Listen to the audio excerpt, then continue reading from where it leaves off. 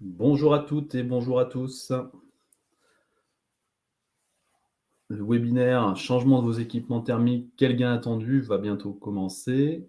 On va attendre 1 à 2 minutes que tout le monde puisse se connecter. Nous attaquerons dans la continuité la présentation.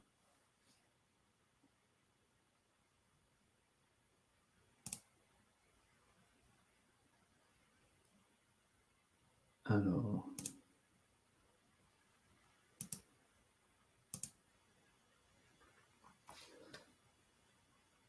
donc je vois que vous vous connectez tous actuellement.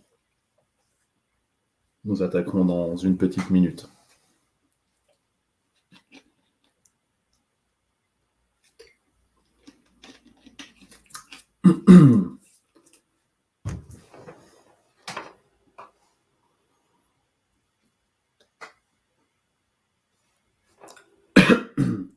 Eh bien allez, on va attaquer cette présentation. Donc déjà, bonjour à tous. Merci à vous tous de participer à notre webinaire Changement de vos équipements thermiques, quel gain attendu.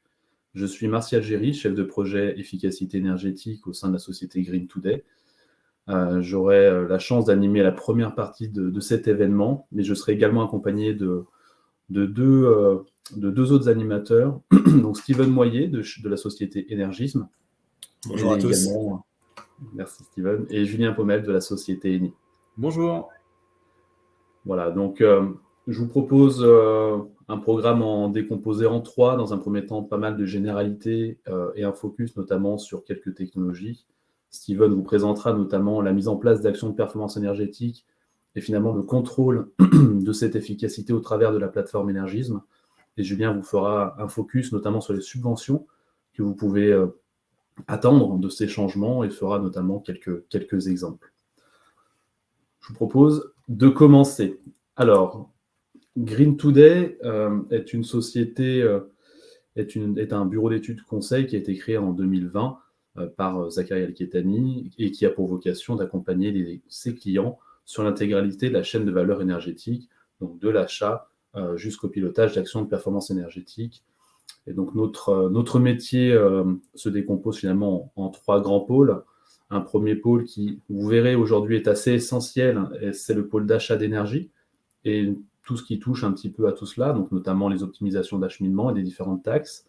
Un pôle qui est pour nous principal, qui est notre pôle d'efficacité énergétique. Donc nous accompagnons nos clients sur notamment la mise en place d'audits énergétiques pour certaines actions de performance énergétique, sur l'accompagnement également auprès du décret tertiaire, donc c'est un décret d'optimisation, de réduction de consommation d'énergie. Et on a également toute la plateforme digitale, donc on accompagne sur la mise en place d'une plateforme de management de l'énergie, avec notamment la société Énergisme. Et notre dernier pôle est le pôle financement. Donc là, effectivement, nous travaillons avec différents obligés pour vous proposer des financements sur la mise en place de ces actions de performance énergétique. Très rapidement, venons-en aux faits. Et avant finalement de vous proposer les équipements, les différents éléments que vous devrez changer, peut-être faire un bref contexte, un bref état des lieux. Aujourd'hui, on est sur un contexte énergétique au niveau du marché de l'énergie qui est, on va dire, extrêmement mouvant. Julien vous fera un topo plus approfondi un petit peu plus tard. Nous sommes sur des consommations, des prix par rapport à du gaz et à l'élect qui sont en train d'exploser. Au niveau du gaz, on est sur du x3 et on est encore en train d'augmenter. Sur l'électricité, de la même façon, on est sur des tarifications qui sont en train d'exploser. En parallèle de cela, on entre dans une phase, une 5e phase finalement, sur les certificats d'économie d'énergie, donc c'est-à-dire les subventions que certains obligés vont mettre sur la table pour accompagner la transition énergétique d'autres clients. Et en parallèle, on a également les accès ARENH, donc c'est de l'énergie finalement qui est distribuée par EDF, avec certains avantages, mais avec des plafonds. Et actuellement, il y a beaucoup plus de demandes que d'énergie disponible à des tarifications avantageuses. Donc voilà, on a un marché de l'énergie qui est en pleine mouvance, on a des prix qui sont en train d'exploser, mais on a des certificats d'économie qui sont renouvelés. Donc c'est le moment, effectivement, d'attaquer votre transition énergétique et d'entamer, effectivement, peut-être certains changements d'équipement. En parallèle de cela, revenons à nos moutons, on parle aujourd'hui effectivement de différents usages au sein d'un bâtiment, que ce soit tertiaire, résidentiel ou tout simplement industriel. Et on a notamment deux gros sujets que sont le chauffage et le refroidissement. Donc ce sont des notions importantes. On parle notamment de confort thermique. Lorsqu'on est dans un bâtiment, on va regarder si on n'a pas trop froid ou pas trop chaud. Donc ce sont des éléments qui sont importants, mais surtout importants sur le plan financier. Ils représentent plus de 50% finalement de votre facture énergétique. Et comme vous l'avez compris par rapport à ce qu'on vient de dire juste au préalable, c'est pas près de s'amenuiser. Et donc ces équipements sont souvent la cible finalement de critiques.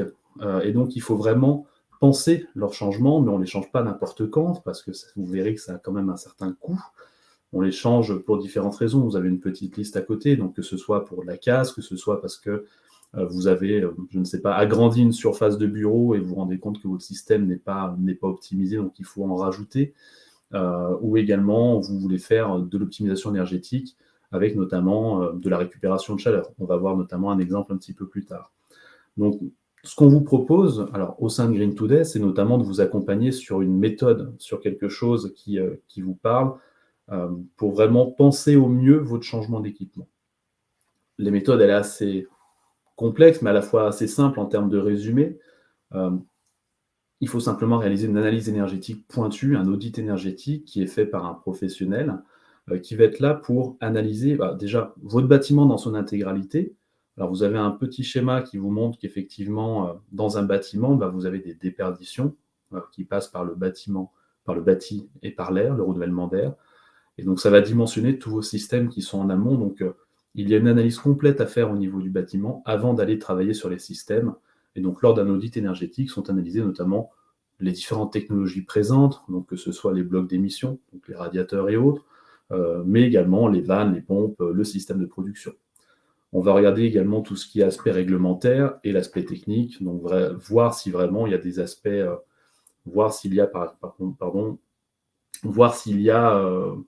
des soucis au niveau de l'entretien, s'il y a des incohérences. Et donc l'objectif, bien évidemment, de cet audit, ça va être de mettre en regard, mettre en évidence finalement s'il y a des écarts entre un fonctionnement qui était théorique et un fonctionnement réel, avec un maquettage qui se fait en face, voir s'il y a peut-être d'autres problématiques d'équilibrage de réseau, des choses comme ça. Donc vraiment, cette étape est cruciale pour aller déterminer les actions éventuelles à mettre en place, que ce soit un changement d'équipement ou que ce soit effectivement peut-être une optimisation ou une amélioration. Donc ce que l'on a décidé de faire, c'est de faire très rapidement quelques focus. On ne pourra pas détailler l'ensemble des éléments, notamment sur du froid, pour faire du froid et pour faire du chaud, vous verrez. Donc on commence tout simplement par le froid. Aujourd'hui, pour amener de l'air frais finalement dans vos bureaux ou dans vos bâtiments, il y a différentes technos. La plus répandue, je dirais, d'ailleurs Julien fera un petit exemple tout à l'heure, c'est ce qu'on appelle un groupe d'eau glacée. Donc c'est un groupe qui fonctionne, donc vous avez à droite un fonctionnement thermodynamique. Certains en ont peut-être déjà installé chez eux, d'autres non. C'est un groupe qui est composé par 4 grands pôles, la partie compresseur, condenseur, détendeur et évaporateur. Ce qui va nous intéresser, ce sont notamment le condenseur et l'évaporateur, qui sont régulièrement les produits les plus onéreux dans ce système-là. La partie condenseur que vous voyez sur la droite, alors je ne sais pas si vous verrez ma souris, donc on a un fluide qui circule vraiment dans ce tuyau en circuit fermé et qui va passer par de la haute pression, de la basse pression, par une phase liquide et par une phase gazeuse. Et donc, dans ce qu'on appelle le condenseur ou dans l'évaporateur, il va y avoir un changement de phase. Donc, on va passer du liquide au gaz ou du gaz au liquide. Et donc, on va avoir des émissions de chaleur. Notamment, lorsqu'on prend, par exemple, le condenseur, on est sur des vapeurs qui vont descendre brutalement en température, qui vont lâcher ce surplus de température, parce qu'il va y avoir un échange soit avec de l'air d'un système annexe, soit avec de l'eau, et elles vont redevenir condensats, donc elles vont redevenir liquides. Et donc, à cet endroit-là, par exemple, il y a des possibilités de récupération de chaleur. Alors, ce n'est pas tout le temps le cas, ce n'est pas tout le temps mis en place, mais c'est vraiment extrêmement important lorsqu'on pense à un système dans sa globalité, d'imaginer effectivement que ces systèmes, on peut récupérer de la chaleur, on peut récupérer des calories pour réduire la facture énergétique sur le fonctionnement d'un autre équipement. Par exemple, en faisant passer de l'air dans un condenseur, on peut aller préchauffer l'air neuf d'une centrale de traitement d'air. Ça peut être effectivement une idée. Il existe de nombreuses technologies, je ne vais pas m'attarder sur ces choses-là. Néanmoins, il faut faire attention à ce qu'il y a comme fluide à l'intérieur de ce système-là, tout simplement parce qu'il peut y avoir des fluides qui ne sont pas forcément conformes d'un point de vue réglementaire. Lorsqu'on parle d'un groupe à eau glacée, on est plutôt sur de l'eau glycolée qui a différents avantages. Vous les avez en bas à gauche de votre écran. Ce que je voulais vous montrer, effectivement, c'est ce que je viens de vous dire un petit peu, c'est qu'on est, lorsqu'on parle d'un condenseur, on a différentes technologies. Donc là, vous avez des photos justement de différentes technos qui permettent de récupérer la chaleur que perd le système de groupe froid, et donc qui va permettre justement d'aller alimenter peut-être un régime d'eau chaude sanitaire ou effectivement préchauffer une centrale de traitement d'air. Donc on est sur des systèmes qui sont généralement en extérieur, tout simplement parce qu'il faut évacuer que ce soit de l'air chaud ou que ce soit de l'eau chaude. Donc on les met généralement en extérieur. Ils sont assez imposants d'un point de vue dimensionnement. Et on est sur des prix, c'est vraiment le prix le plus élevé d'un système de groupe d'eau glacée.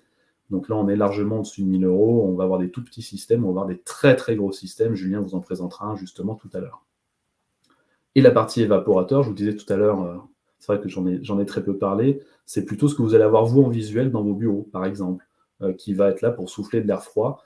Donc il peut être à détente directe ou indirecte. Et donc c'est effectivement ce système-là qui va vous souffler de l'air froid, qui va donc perdre sa chaleur qu'elle va prélever au profil du circuit d'eau glacée et donc être refroidi pour ressouffler de l'air froid, par exemple.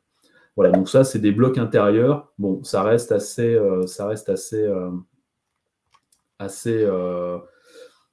simple de fonctionnement et ce n'est pas forcément les éléments qui coûtent le plus cher, mais le problème, c'est qu'on en a généralement pas mal parce qu'on en dispatche un petit peu de partout. Ah, ça ne veut pas passer. Deuxième équipement qui est également le plus présent, je dirais, dans le monde du tertiaire ou dans le monde de l'industrie, c'est le système de centrale de traitement d'air. Alors là, on est vraiment sur des systèmes beaucoup plus gros qui servent à la fois pour faire du chaud, à la fois pour faire du froid. Donc, ce sont des équipements, alors là, par contre, qui sont entièrement à l'extérieur, étant donné qu'on a vraiment des mécanismes qui sont assez imposants, qui sont notamment très recherchés alors dans les process industriels, parce qu'ils ont aussi cette capacité donc à la fois d'avoir de très gros débits, mais surtout de filtrer. C'est de filtrer l'air, donc tout ce qui est particules, polluants. Donc c'est quelque chose qui est extrêmement important. Ce sont des systèmes qui peuvent aussi, ce que je vous ai présenté un petit peu auparavant avec le régime d'eau glacée, ce sont des systèmes qui peuvent être couplés à ces systèmes d'eau glacée pour faire du froid, notamment. Donc c'est dans une centrale de traitement d'air, pour abaisser la température, on passe par une série de batteries, ce qu'on appelle des batteries chaudes, batteries froides, qui vont soit chauffer, soit refroidir l'air. Et donc, notamment, ce qu'on a vu tout à l'heure, c'est qu'une batterie froide peut être alimentée par un régime d'eau glacée. Donc là, de la même façon, on est sur des investissements qui sont assez conséquents, mais lorsqu'on parle de surface assez étendue d'un point de vue bâtimentaire, de l'avoir en tête. Ah, je crois qu'il y a un problème de réseau. Je ne sais pas si on m'entend toujours. Zacharia, est-ce qu'on m'entend toujours? On m'entend toujours, oui. On t'entend. Okay. Bon, parce que effectivement, j'ai un onglet qui est apparu. Bien. Voilà, donc ça, c'est vraiment les deux gros systèmes, on va dire, sur lesquels il est important de faire un focus, parce que c'est ceux qu'on va rencontrer le plus souvent sur le style de bâtiment que vous pouvez posséder. Mais bien évidemment, faire du froid et faire du chaud par l'air, c'est bien, mais on a aussi des systèmes qui sont connus de tous, les systèmes de chaufferie, systèmes de chauffage, tout simplement. Donc, il en existe de nombreux, mais ils fonctionnent tous de la même façon. Il y a toujours un organe de production, votre chaudière, il y a toujours des blocs d'émission, donc là, ça peut être vos radiateurs, votre plancher chauffant ou ce que vous voulez. Vous avez la partie distribution, donc ce sont vos vannes, vos pompes qui doivent être réglées, équilibrées. Et vous avez de la régulation. Julien également et Steven vous parleront de la partie régulation et de cette partie-là notamment, parce que c'est extrêmement important. Mais nous, on va faire un petit focus sur la partie production. Donc d'un point de vue production de chaud, ça va être beaucoup plus simple que ce que je vous présentais auparavant. On va avoir 3 grandes composantes. La composante combustion, c'est une chaudière tout simplement qui va brûler de la matière. Donc ça peut être du gaz, ça peut être des plaquettes de bois par exemple. Donc là, on va passer sur de la biomasse.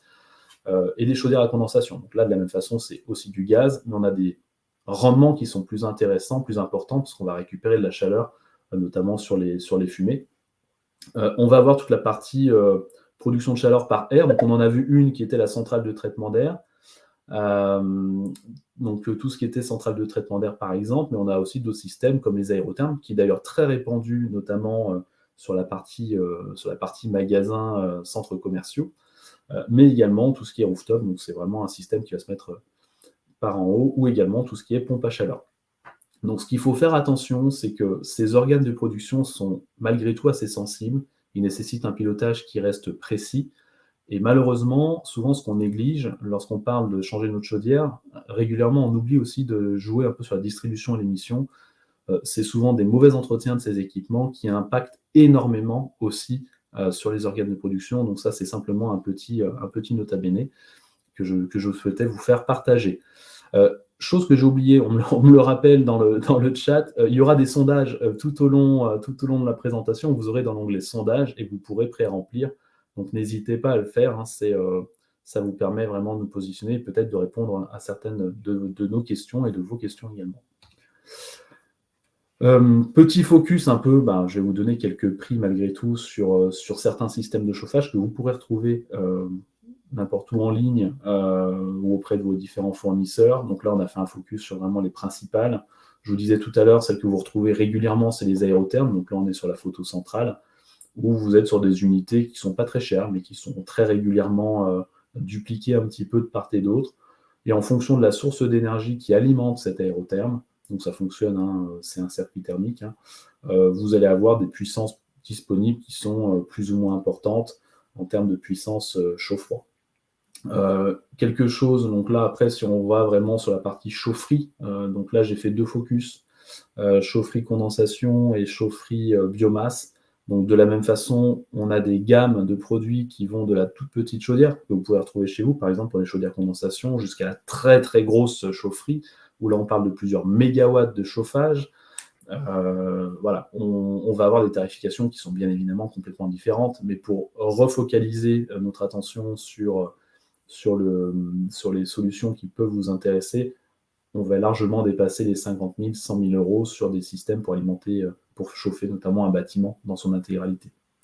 Voilà, donc c'était vraiment l'idée de vous donner un petit aperçu de ce qu'il existe en termes de technologie. Ce que je vous propose, c'est peut-être d'aller dans le concret avec Steven, qui va vous montrer justement ces technologies appliquées lorsque vous les mettez en place, quel gain vous pouvez attendre finalement de la mise en place de ces technologies, et finalement comment vous pouvez le suivre dans le temps. Donc Steven, je ne sais pas si tu peux maintenant prendre la suite. Oui, tout à fait. Ouais. Je vais partager mon écran de ce pas. Je vais te laisser la main. Très bien. Et là, vous allez... Et vous me dites quand c'est bon. Alors, attention, il faut que...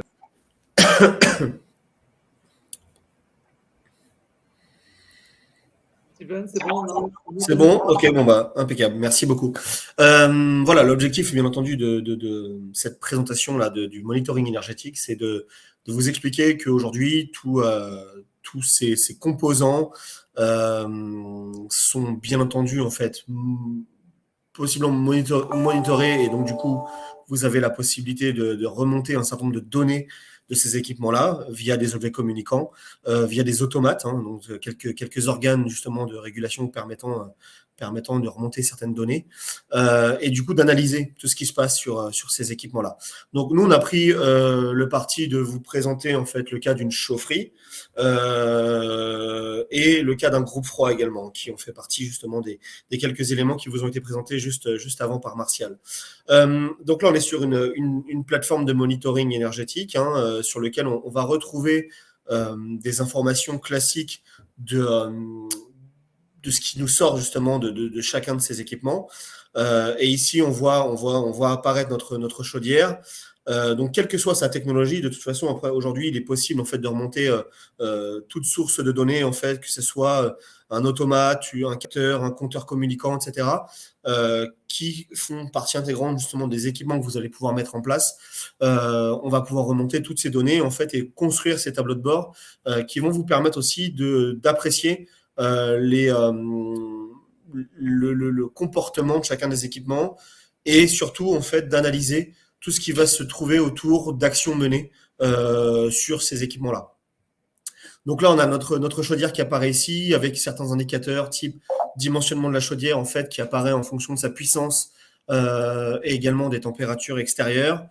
Vous avez ici en fait une heatmap permettant d'avoir très rapidement également des informations sur l'intensité d'usage de votre équipement et de très très vite mettre en avant justement des dérives énergétiques que vous pourriez rencontrer autour du fonctionnement de cet équipement-là via un changement de code couleur. Vous avez plus la couleur est foncée et évidemment plus l'équipement consomme.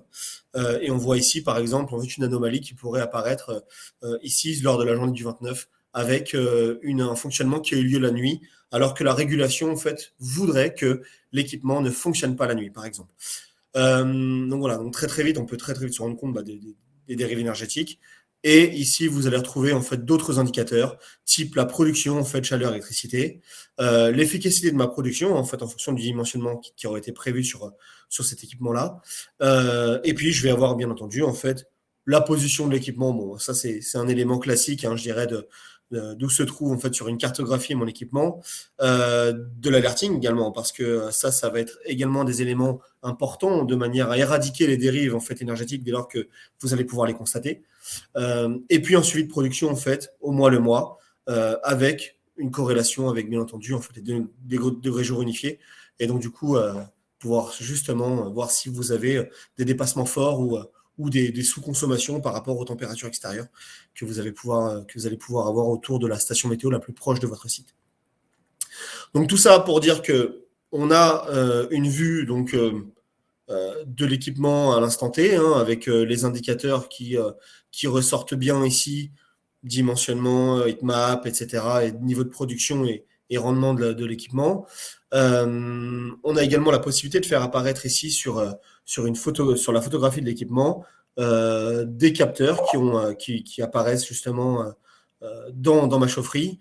Et ici, je vois que j'ai des températures qui apparaissent avec mes niveaux de température qui sont ici en fonction de seuils que j'aurais déclarés au préalable, bien entendu, autour des 65 degrés ici.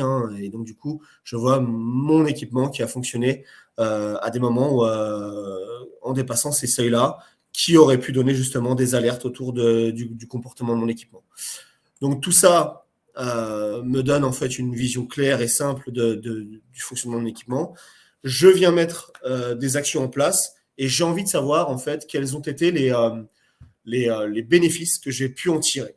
Et donc, du coup, j'ai créé d'autres écrans ici autour d'actions menées sur ma chaufferie.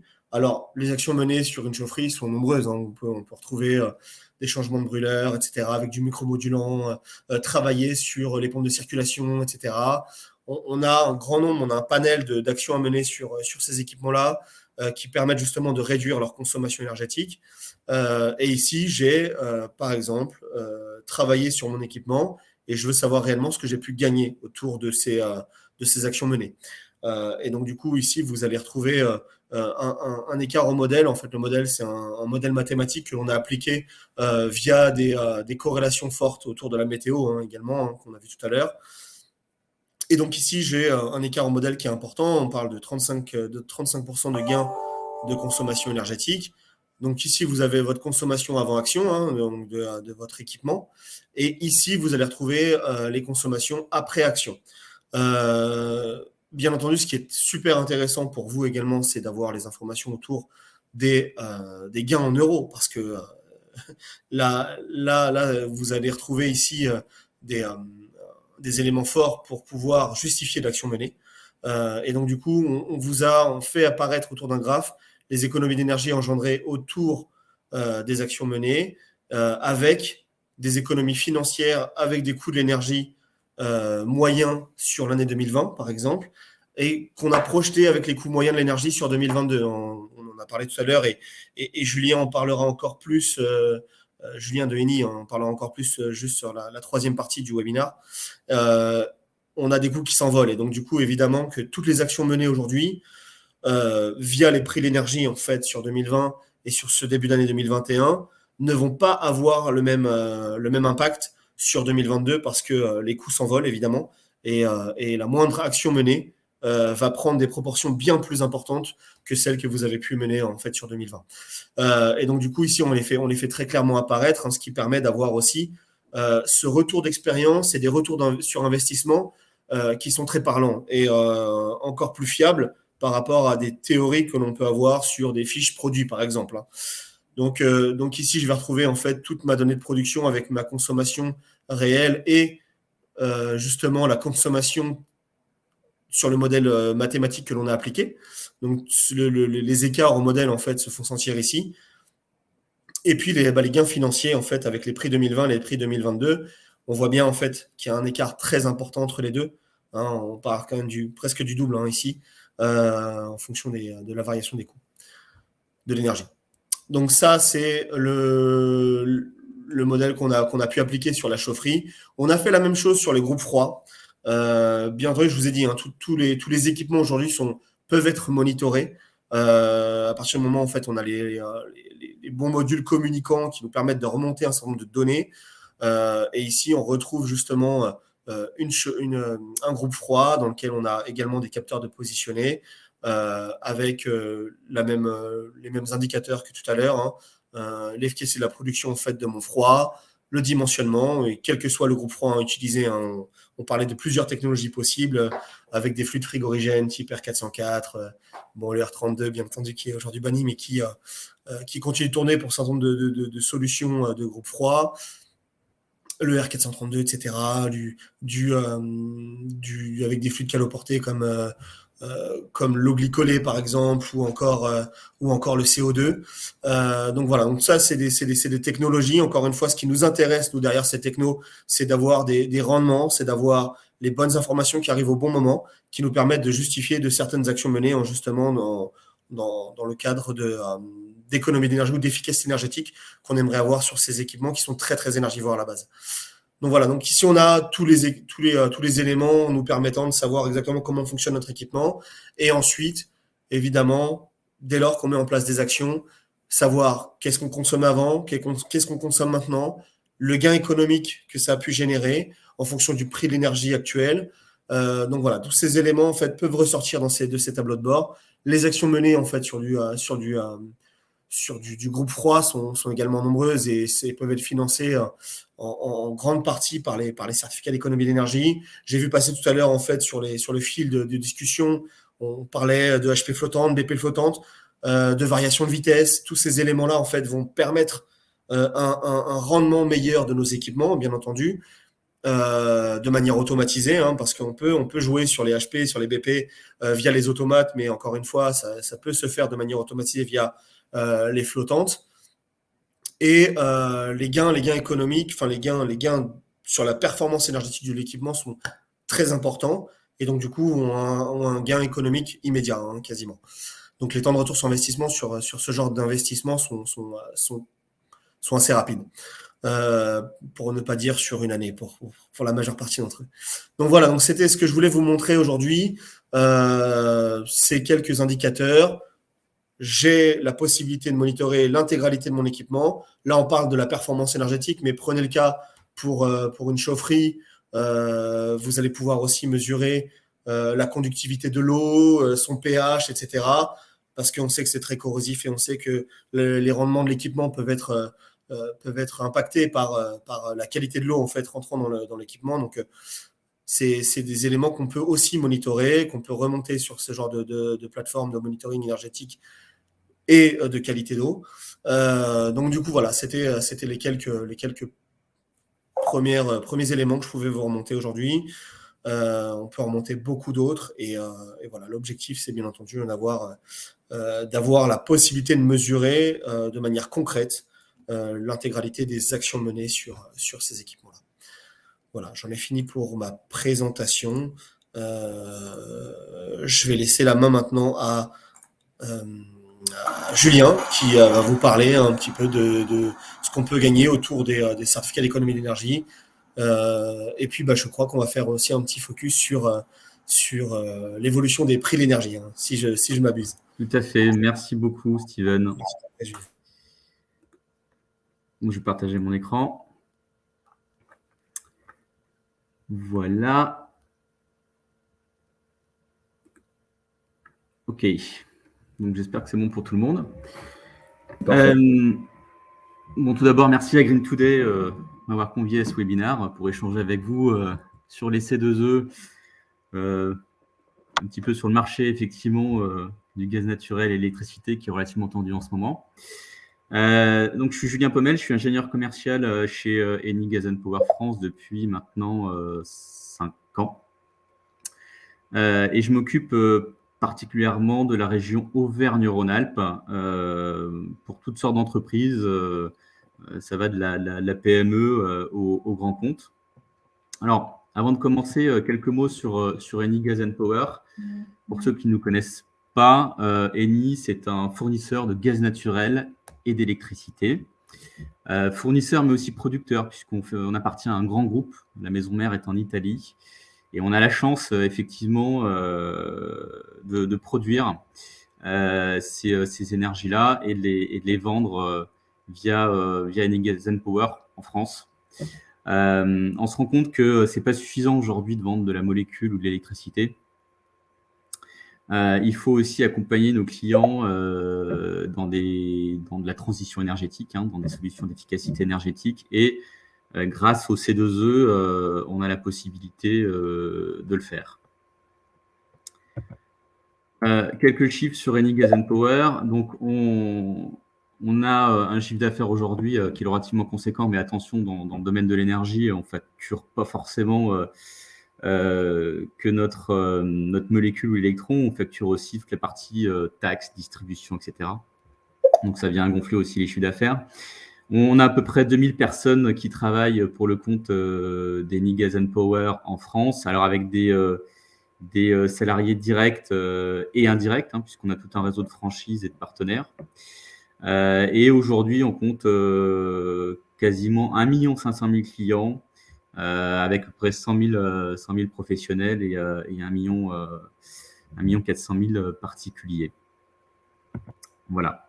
On est un acteur dit généraliste segmenté, ça veut dire qu'on s'adresse à tout le marché de manière ciblée, c'est-à-dire qu'on ne va pas s'adresser aux particuliers de la même manière qu'on va s'adresser aux artisans, de la même manière qu'on va s'adresser aux professionnels et de la même manière qu'on va s'adresser aux grands groupes. À chaque fois, on a une approche ciblée et différente.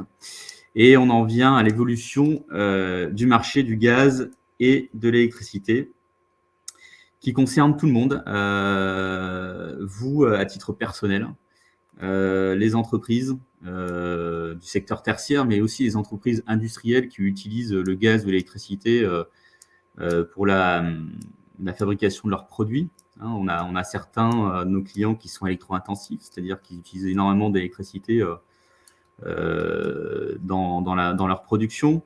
Idem pour le gaz, et on est en train de vivre un contexte marché assez exceptionnel, qui est étroitement lié à la reprise économique que l'on vit suite aux événements liés au coronavirus. On a une forte reprise à l'échelle mondiale, à l'échelle européenne. Et vous savez que, comme tout marché, la commodité, le prix est fait en fonction de l'offre et la demande. Aujourd'hui, on a une très très forte demande par rapport à ce schéma de reprise économique.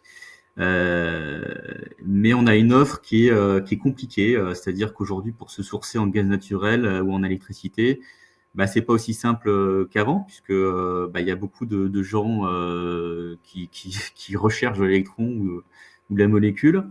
On a des niveaux de gaz en Europe qui sont à des niveaux plus faibles que les années précédentes. On a un Russe qui s'appelle Gazprom qui avait pour projet de connecter son Nord Stream 2, c'est-à-dire un gros pipe qui arrive de la Russie jusqu'en Allemagne, mais ce projet n'a pas abouti.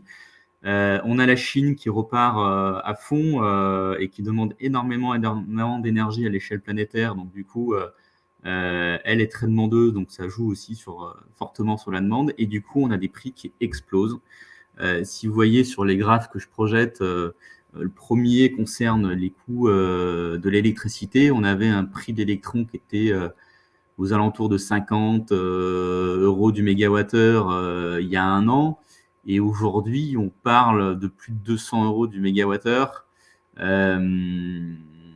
Idem pour le gaz. On avait un prix de la molécule qui était aux alentours de 15 euros du mégawattheure. Aujourd'hui, on nous parle de 70-80 euros du mégawattheure. Donc, c'est des budgets qui explosent chez nos clients. Et là, quand on voit ça, très clairement, on se rend compte que toutes les actions que vous pouvez mener qui vont viser à réduire votre consommation énergétique sont aujourd'hui primordiales. Aujourd'hui, pour la survie, je parle bien de survie de certaines entreprises, puisque faire face à des budgets qui vont faire x3, x4, c'est pas anodin. Donc, tous les schémas de temps de retour sur investissement qu'on peut vous présenter aujourd'hui, il faut les mettre en parallèle de l'évolution de ces coûts. Voilà, on a dérivé un peu sur l'évolution du marché, mais je pense que c'était important de le préciser. Donc, moi, c'est mon quotidien. À 75% du temps, j'accompagne les entreprises dans leur achat d'énergie. Et c'est vrai que le contexte n'est pas simple.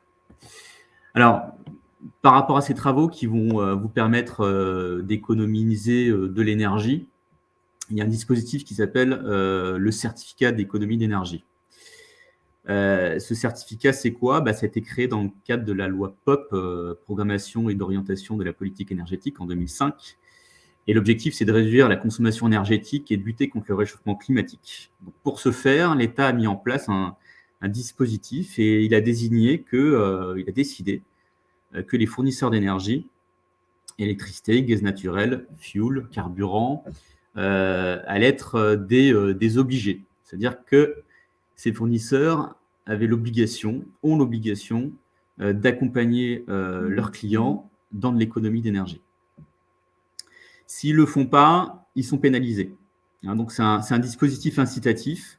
Et donc, moi, fournisseur d'énergie, j'ai tout intérêt à financer des projets chez mes clients pour m'enlever, me détacher de cette obligation. Voilà. Donc, c'est comme ça que les C2E sont nés. Donc, vous avez tout à y gagner, vous, en tant que client.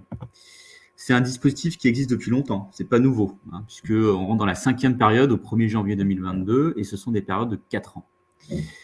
Vous voyez aussi que selon que vous soyez vendeur d'électricité, de gaz naturel, de fuel ou carburant, en fait, vous avez une obligation qui est plus ou moins importante selon le type de commodité. Et si on prend par exemple le gaz naturel, on voit que d'année en année, cette obligation elle a tendance à évoluer à la hausse. A contrario, l'électricité, depuis 2 périodes, reste complètement stable. Donc voilà, c'est un dispositif qui est remis en cause à chaque période et qui définit à chaque fois le niveau d'obligation. Donc on voit qu'on monte crescendo dans ce dispositif, ce qui est intéressant aussi pour vous aider à financer vos travaux. Donc, quelles options pour les obligés ? Un fournisseur comme Eni, mais aussi comme d'autres, on n'est pas le seul fournisseur à vendre du gaz naturel, l'électricité, d'autres fournisseurs qui vendent du carburant. Notre option, c'est d'accompagner nos clients via les opérations standardisées, via certaines fiches qui existent, qui définissent en fait les règles du jeu. Donc, d'accompagner nos clients dans ces changements et de les aider financièrement via des primes C2E pour le changement de matériel, pour l'isolation, etc. Un fournisseur a aussi la facilité aussi d'acheter ces C2E sur le marché, puisqu'il y a un marché qui existe. Et donc, pour s'alléger de son obligation, le fournisseur a aussi le choix de dire certes, je peux aider mes clients en direct, mais je peux aller aussi sur le marché acheter des C2E ou déléguer une partie de son obligation à des sociétés tierces, ou payer une amende de 15 € du mégawattheure, lorsqu'on sait qu'aujourd'hui, le prix de rachat d'un C2E, c'est plutôt aux alentours de 6. Donc on voit que ce qui est le plus intéressant pour nous et pour le client, c'est déjà de connaître nos clients et de les accompagner financièrement dans leurs travaux en direct, puisque ça nous permet aussi de les fidéliser. Au-delà de leur vendre du gaz naturel et l'électricité, on finance leurs travaux, on s'allège de notre obligation, on fidélise nos clients, etc. etc. Alors, un C2E, c'est quoi en définitive? En fait, un C2E, c'est 1 kWh CUMAC. Et CUMAC, ça veut dire quoi? Cumulé, actualisé. En fait, ce sont les kilowattheures que vous allez pas consommer par le fait que vous allez changer votre chaudière, par exemple, ou investir dans une pompe à chaleur. En fait, vous allez réduire, via cet investissement, votre consommation. Donc, on va essayer de quantifier, calculer ces réductions d'économie d'énergie, et on va aussi les actualiser, puisque en fait, ce matériel que vous achetez, il va avoir une certaine vétusté dans le temps, donc il va y avoir une certaine usure. C'est pour ça qu'on va aussi, dans le calcul de ces C2E, prendre en considération la durée de vie du produit, l'usure du produit. Voilà. Donc un C2E, c'est 1 kWh CUMAC. Comme je vous le disais, il y a des opérations standardisées, il y a des fiches sur le site de l'ADEME qui vont fixer les règles du jeu. Tout n'est pas éligible, mais sur les produits, sur tout ce qui va être éligible, en fait, c'est sectorisé par secteur d'activité, par usage. Vous allez avoir des fiches qui vont concerner tout ce qui va être résidentiel. Vous allez avoir des fiches qui vont concerner tout ce qui va être du domaine du tertiaire. Et vous allez avoir des fiches qui vont concerner tout ce qui va être industrie. Mais attention, à la sectorisation, c'est très particulier. Il faut vraiment vous faire aussi accompagner dans la démarche pour être sûr de ne pas faire d'erreur. Si je prends par exemple une industrie, aujourd'hui, si un dirigeant d'entreprise me dit « je souhaiterais isoler mon atelier », il y a aujourd'hui en France, dans l'Hexagone, pas de fiche standardisée qui existe pour isoler les murs d'un atelier de production, par exemple. En revanche, ce même industriel, il a peut-être un endroit où il stocke ses produits finis, et il a un grand bâtiment qu'il doit maintenir à température, et il souhaite isoler ses murs. Bien là, comme son application, c'est du stockage, on n'utilise plus la fiche tertiaire, on va utiliser la fiche, industrie, je veux dire, on va utiliser la fiche tertiaire. Mon client, c'est bien industriel, mais finalement, son atelier, là où il produit, il va souder, découper, etc., là, je suis bien sur une activité du secteur industriel, un usage industriel, donc je vais utiliser une fiche industrie. Je ne peux pas obtenir de C2E pour isoler mes murs. Par contre, dans son bâtiment de stockage, l'usage, c'est du stockage, et le stockage, c'est du tertiaire. Donc là, je pourrais isoler mon bâtiment. Donc c'est pour ça que la sectorisation dans ces fiches standardisées est hyper importante. Ça ressemble à ça, à gauche, une fiche standardisée. Donc vous avez toutes les règles du jeu qui sont définies, et en fait, en fonction de la zone géographique, de la typologie du produit, de plein de critères, vous allez pouvoir calculer les kilowattheures CUMAC que vous représentez votre investissement. Et effectivement, ces kilowattheures CUMAC, ils ont une certaine valeur sur le marché, et nous, on va être amené à vous les racheter pour vous accompagner financièrement. C'est ce qu'on appelle la prime, ni plus ni moins. Comment ça se passe? Aujourd'hui, vous avez pour projet de changer, admettons, je ne sais pas moi, une chaudière. On va étudier avec vous, calculer, Green Today va calculer avec vous le montant des C2E. On va chiffrer ces fameux kilowattheures CUMAC. Eni, en tant qu'acteur obligé intéressé pour vous les racheter, et va vous dire, voilà, je vous les rachète 6 € du mégawattheure CUMAC. Si on se met d'accord sur le prix, on signe une convention ensemble, vous réalisez les travaux. À l'issue de vos travaux, vous nous envoyez tous les documents nécessaires, la facture, la réception de travaux. Et 2 mois après, vous avez votre prime qui arrive.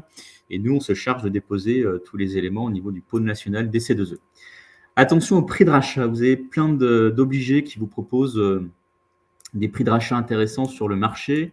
Il faut voir ce qu'il y a derrière. C'est-à-dire que est-ce que l'obligé dépose au pôle national de C2E son dossier C2E et vous paye après? parce que dans certaines situations, ça peut prendre plus de 6 mois, 1 an. Est-ce qu'il s'engage réellement sur le gisement qu'il a calculé? Est-ce qu'il s'engage sur le prix de rachat aussi, puisque ce prix évolue dans le temps? Donc, c'est tous ces critères-là qu'il faut identifier derrière un prix de rachat trop alléchant. Il faut vraiment voir ce qu'il y a derrière. C'est hyper important de vous faire conseiller là-dessus. Alors, il y a une multitude de travaux.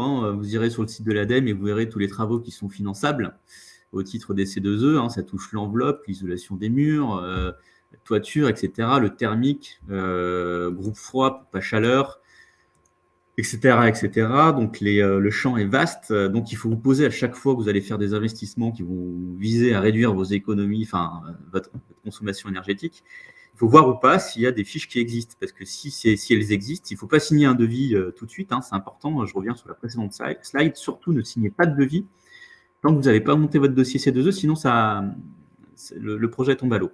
Donc, renseignez-vous au préalable si votre projet est éligible. Approchez-vous de Green Today. Et nous, on va étudier si c'est éligible et combien on vous les rachète, tout simplement. Alors là, ici, j'ai pris l'exemple d'un groupe froid, par exemple. Martial en a suffisamment parlé, et Steven aussi, sur les caractéristiques techniques et les possibilités de faire de la régulation, de la récupération de chaleur. Et si on prend, par exemple, un exemple de changement de groupe froid performant dans le domaine du tertiaire, pour un investissement quasiment de 400 000 €,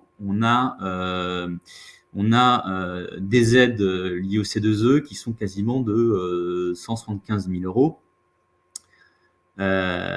Et on calcule un temps de retour sur investissement par rapport à l'économie qu'on va générer de 2,6 ans. Alors, sachant que ce calcul-là, il a été fait il y a à peu près 1 an avec un marché qui était à des niveaux de prix beaucoup plus corrects. Et comme je vous l'ai dit tout à l'heure, le marché il a fait x3, x4. Donc, les temps de retour sur investissement sont en définitive beaucoup, beaucoup plus courts. Puisqu'aujourd'hui, le prix de la communauté, de la molécule et l'électron est très élevé. Voilà. Donc là, ce sont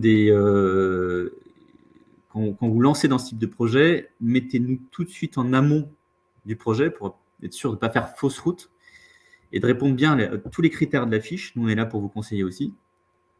Et essayer de bénéficier d'un maximum de C2E.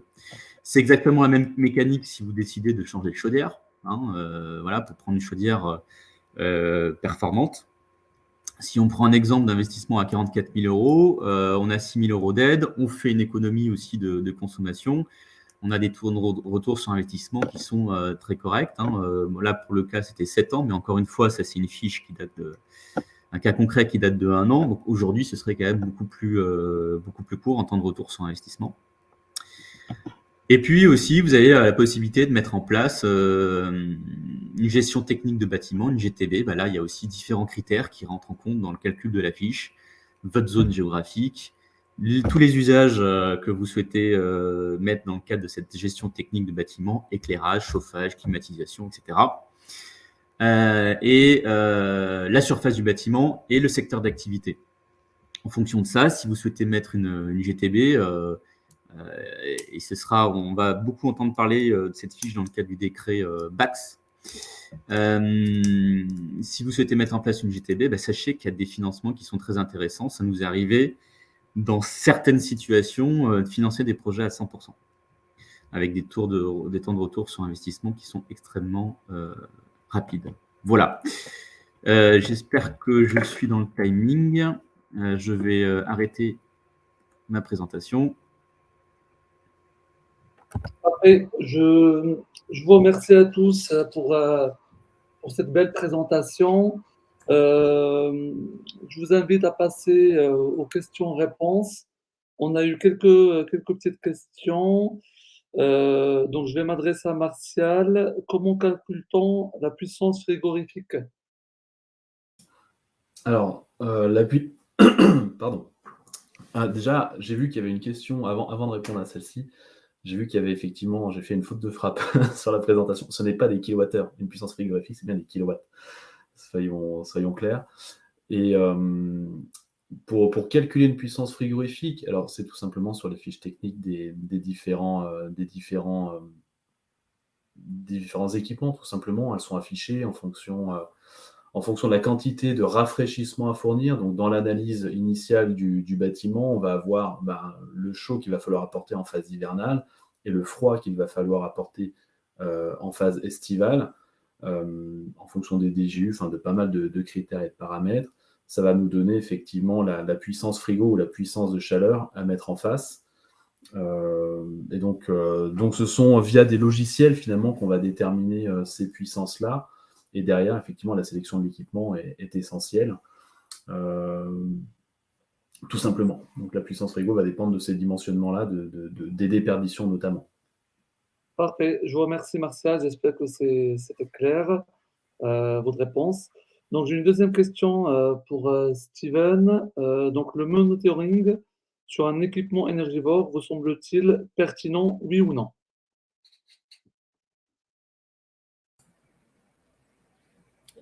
Donc, ça, c'était un sondage, je crois.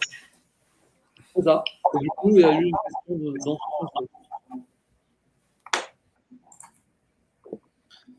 Voilà.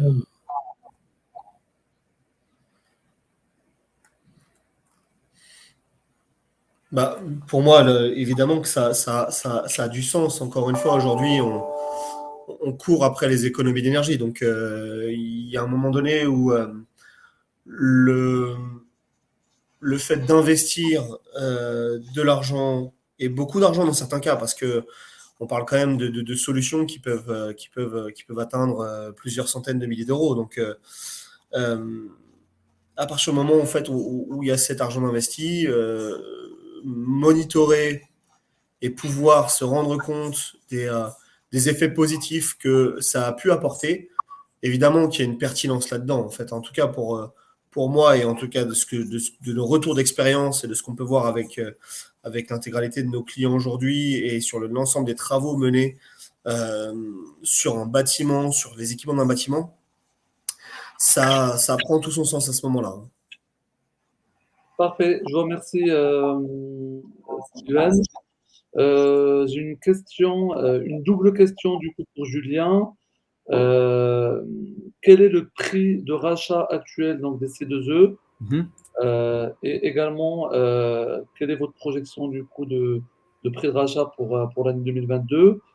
Et puis, la deuxième question, je vais l'enchaîner parce que vous allez pouvoir nous donner la même réponse en même temps, je pense. En vue d'évolution des prix de l'énergie et des obligations, notamment du décret tertiaire, est-ce que demain, il y aura grosso modo des C2E pour tout le monde? Vu qu'il y a pas mal d'entreprises aujourd'hui qui investissent dans des travaux, est-ce qu'il y aura des C2E pour tout le monde demain? C'est une très bonne question. Effectivement, le prix du C2E évolue dans le temps. Ce qui se passe aujourd'hui, c'est que la majorité des obligés, alors des gros fournisseurs, ont atteint leur obligation pour cette année 2021, donc fin de 4e période, et ont anticipé un petit peu la 5e période. Pourquoi? Parce qu'en fait, nos obligations dépendent du volume de vente de gaz naturel, d'électricité, etc. Et en fait, avec la période Covid, il y a eu quand même un creux, si vous voulez, dans les consommations énergétiques. En fait, la France, globalement, a moins consommé d'électricité ou de gaz, puisque vous avez certains industriels qui étaient fermés en période de confinement. Donc, si vous voulez, on a été tous un petit peu en avance et on a atteint plutôt prévu notre obligation en 4e période et anticipé la 5e. C'est pour ça que le prix du marché aujourd'hui, plutôt aux alentours des 6 € du mégawattheure. Là, après, vous dire s'il va évoluer à la hausse ou pas, je suis très méfiant, moi, aujourd'hui, sur les prévisions. Sur le gaz naturel et l'électricité, ce qu'on est en train de vivre en termes d'évolution de prix, personne ne l'avait anticipé. Donc, je ne sais pas comment ça va évoluer. Et pour savoir s'il y aura suffisamment de C2E, aujourd'hui, c'est un dispositif qui est régulé, qui est régi. S'il n'y a pas suffisamment de C2E, peut-être qu'on aura une nouvelle période avec des obligations plus importantes. Les enjeux sont tels qu'on ne peut plus faire marche arrière. C'est c'est, je dirais, c'est répondre aux ambitions de la transition énergétique. Donc, je pense que oui, il y aura des C2E pour tout le monde. Effectivement, c'est très juste, le décret tertiaire va être un accélérateur de ces dispositifs-là. Puisque les entreprises qui vont souhaiter, qui vont jouer le jeu, parce qu'elles ont bien compris que c'était pas que c'était un réel outil pour améliorer leur efficacité énergétique. Ils vont pas le voir comme un outil répressif, ils vont le voir comme un outil qui va leur permettre d'organiser leur transition énergétique. Et du coup, ça va forcément s'orienter vers des travaux de rénovation énergétique. Là, encore une fois, on va rentrer dans une cinquième période qui est encore avec des obligations qui sont de plus en plus conséquentes. On l'a vu sur le graphe que j'avais présenté. On part sur 5 ans, mais demain, peut-être que l'obligation sera encore plus haute. Voilà. Donc, je dirais que le dispositif des C2E va s'adapter à l'objectif de transition énergétique que s'est fixé la France. Parfait. Je vous remercie, Julien, pour cette réponse. J'espère que ça a été clair. Ce que je vous propose, vu qu'il nous reste 3 petites minutes, je vous propose de donner un mot de fin, un mot de conclusion de cette question autour de l'efficacité énergétique des équipements et de chaud-froid. Steven, je te propose de donner un petit mot de fin. Faites plein de travaux d'économie d'énergie, tout simplement. Je pense que aujourd'hui, la motivation, elle doit être autour de la performance énergétique des bâtiments dans leur globalité. Donc, il faut agir pour pouvoir très très vite avoir des gains, d'une part des gains en consommation, mais également des gains financiers, hein, ce qui est le leitmotiv justement des entreprises aujourd'hui. Donc, on voit bien que l'évolution des marchés fait que on doit agir dans l'urgence aujourd'hui, hein, c'est évident.